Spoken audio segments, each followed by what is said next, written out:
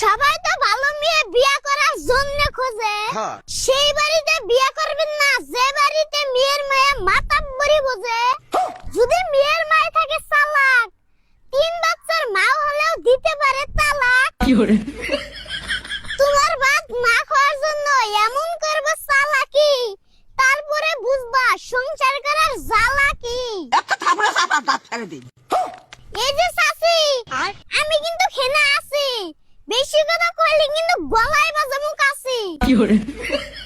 মেয়েদের মন হলো মোবাইলের মতো, ব্যালেন্স থাকবে যত চলবে তত। কিছু মেয়েরা মায়ের কথাতে চলে, তাদের সংসারে আগুন জ্বলে। এখন কি বুঝতে পারছেন দুনিয়ার বাউ? সংসারটা নদীর মাঝখানে ডুবানোর জন্য প্রথম বইটা মারে মেয়ের মাও। একটা থাপড়া চাপা দাঁত ফেলে দিন। এটা আবার আইলো কোন ডাইনির মাও, কথা শেষ না হইতে দেখাই তাও। বন্ধুরা পাত্রী দেখবার গিয়ে কেউ আইবেন না নিয়ে, ভালো করে যাচাই করে দেখবেন মেয়ের মায়ের কয় জায়গায় হয়েছে বিয়ে।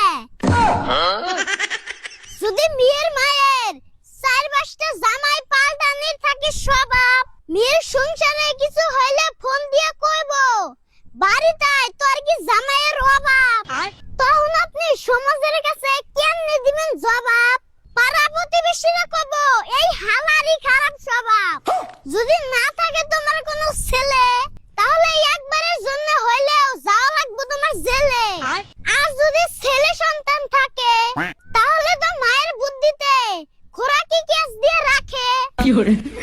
যারা ভাই পড়ছে এরকম ফান্দে, তারা ভাই নীরবে বইয়া কান্দে। হাইরে মেয়ে মানুষ যাইরে, রক্ত মাংস খাইয়া দিব তোমারে ছাইরে, জীবনটা শেষ করে দিব জ্বালায়ে।